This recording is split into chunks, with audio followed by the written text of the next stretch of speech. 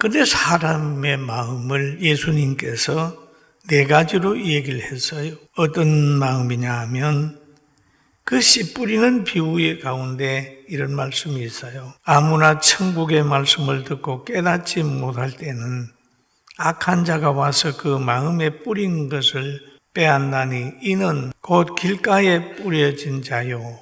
그 다음에 이 길가밭이 있고 돌짝밭이 있고 가시들기밭이 있다. 그런데 또 한 밭은 뭐냐면 좋은 밭, 좋은 땅에 뿌려졌다는 것은 말씀을 듣고 깨닫는 자니 결실하여 어떤 것은 100배, 어떤 것은 60배, 어떤 것은 30배가 되느니라.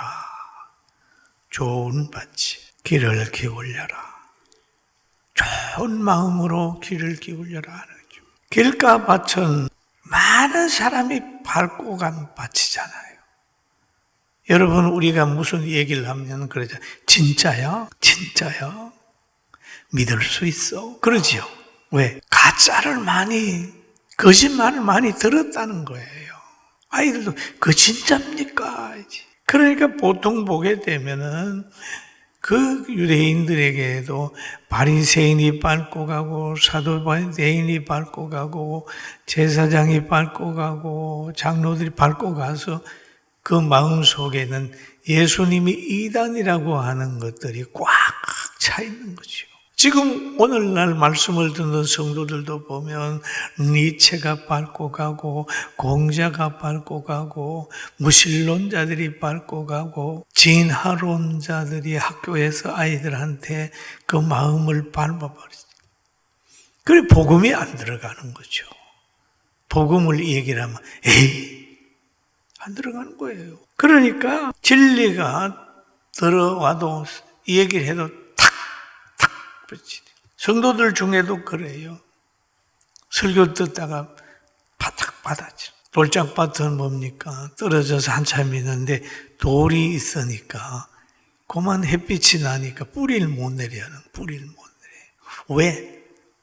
자기 속에 복음이 들어오는데 자기가 너무 강한 거예요. 이것만은 양보 못해 그러잖아요. 이것만은 양보 못해. 가시들기 밭은 어떨까요? 받기는 받는데 그냥 염려와 걱정 때문에 하다가 신앙이 시들이해지잖아요. 씨가 못 자라잖아요. 그런데 좋은 밭은, 옥토밭은 뭔 밭입니까?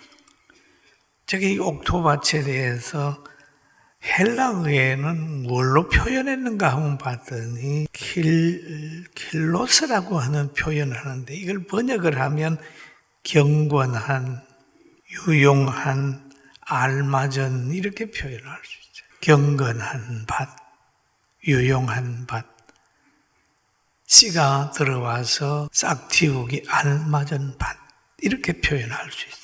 그러니까 그 밭이 되길 원해. 내 말에 귀를 기울이라. 귀를 기울이라. 그래서 그들이 귀를 기울였습니다.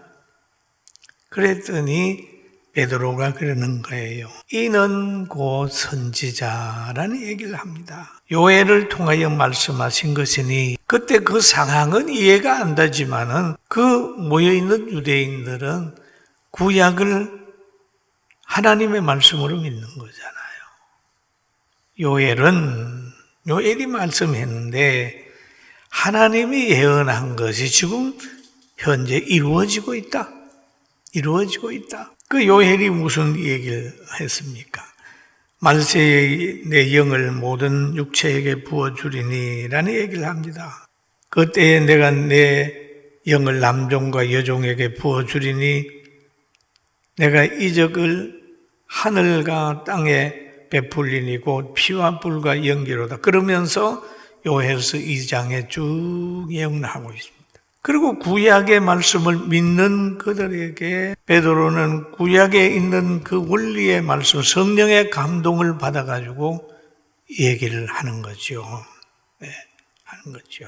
육체에 부어주리니 그 부어주는 것이 뭐냐면 오순절의 역사이거라는 거죠. 자녀들은 예언할 것이고 너희 젊은이들은 환상을 보고 너희 늙은이들은 꿈을 꾸리라. 이런 걸 보면 하나님이 주는 은사는 다양합니다, 여러분.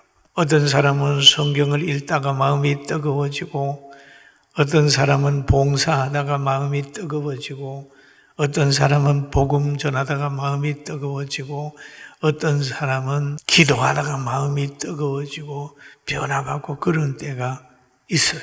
하나님께서 부어주는 은사가 아주 다양한 거예요.